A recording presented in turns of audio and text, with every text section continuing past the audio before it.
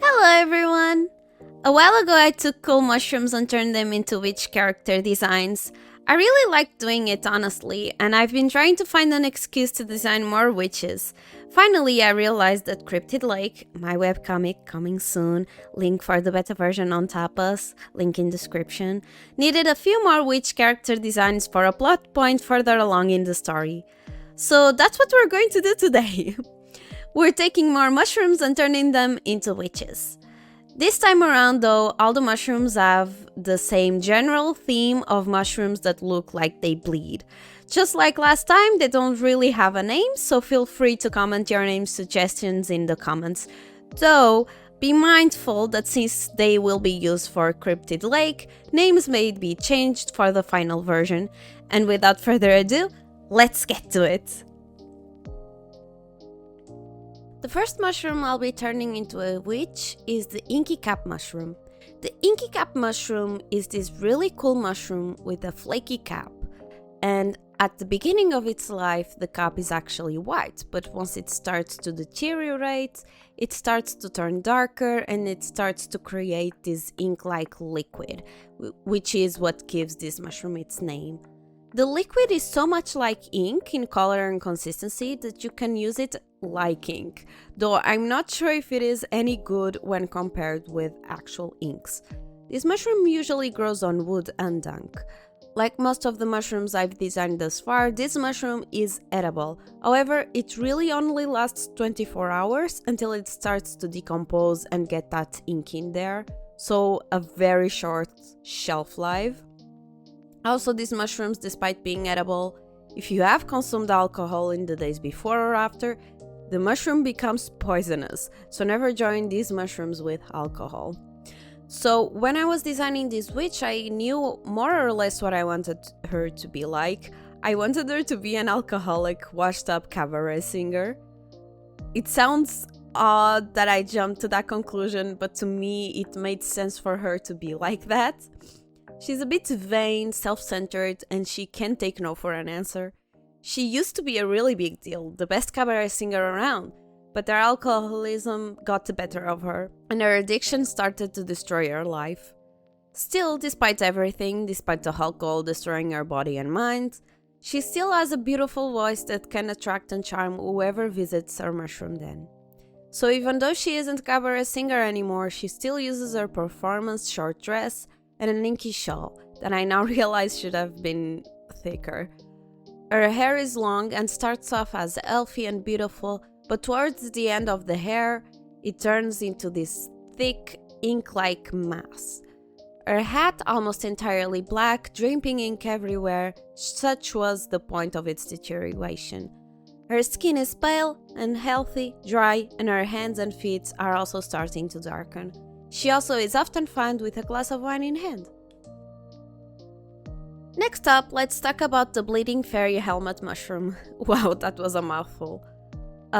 This mushroom is this very small pinkish mushroom. They often grow in clusters in trees that have fallen or are about to fall since they get their nutrients from decomposing organic matter. The characteristic that gives this mushroom its name is the fact that when the cap is cut or broken in any way, it will secrete this liquid that literally looks like blood. From what I was able to find, this mushroom is very common especially in Europe, North America, Japan and Venezuela, and supposedly is edible, though I'm not sure. Some sites say that it is edible, but tastes like nothing, others says that it tastes bitter, and others says that it is inedible at all. From what I was able to understand, the mushroom is so small that even if it was edible, its nutritious value is next to none anyway, so you might as well not eat it at all.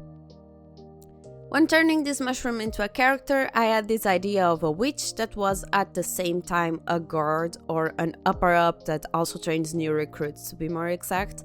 So he's very serious and he takes his job very seriously. He's very by the books, no-nonsense type of guy. He's also a new dad and he's trying his best to provide for his family. He's always super tired because he works super hard and then the baby doesn't let him sleep a full night. But he loves his family so much and he's so happy and proud of his little baby boy.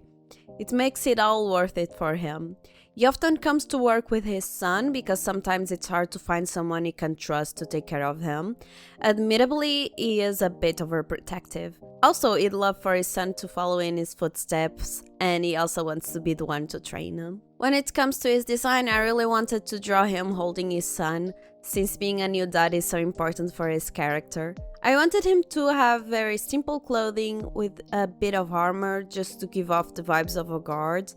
His hat was struck by an arrow at some point, probably by a recruit on accident, and he just left it in there.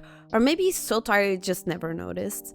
What matters is that it's starting to bleed, and despite him not being very bothered by it, his son seems to be very interested in it, so he's trying to reach out for it.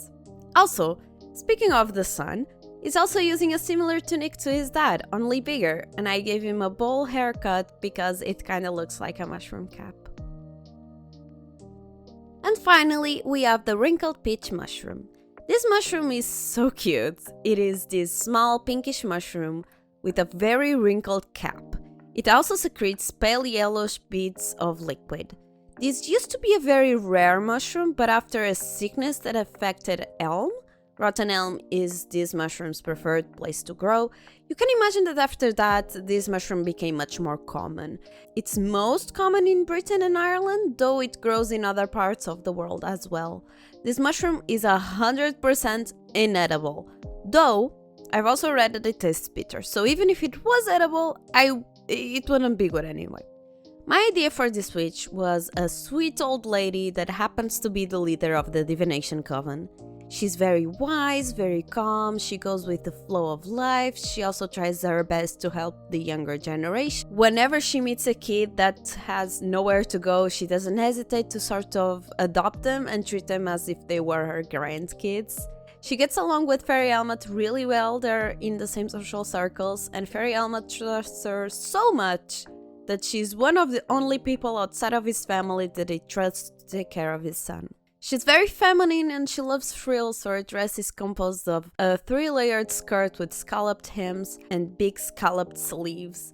She also holds her hat with a ribbon that ties up in a big bow on her chest. I wanted to use the droopy shapes where I could to allude to the beads of liquid of the mushroom, so she has the aforementioned scalloped ends to her dress and sleeves, as well as droopy earlobes and the third eye, relating to her also being in tune with her spirituality, as well as being a master of divination. This eye is constantly crying translucent yellow tears. Another neat aspect to her character design is that she also tattooed the lines in her hand that are used when reading someone's palm. I like to think that when she was an apprentice, she had a really hard time memorizing those lines, and that one day she just got sick of it and tattooed her palms as a permanent cheat sheet for her. She often jokes about it with her grandkid, admitting that even after all this time, she still uses these tattoos to remember how to read someone's palm. With this, we get to the end of the video. Thank you so much for watching, consider leaving a like and subscribing. Also, if you want to see more stuff from me, I'm also on Instagram and Twitter @momopurin_chan. Thank you so much, and until next time, bye!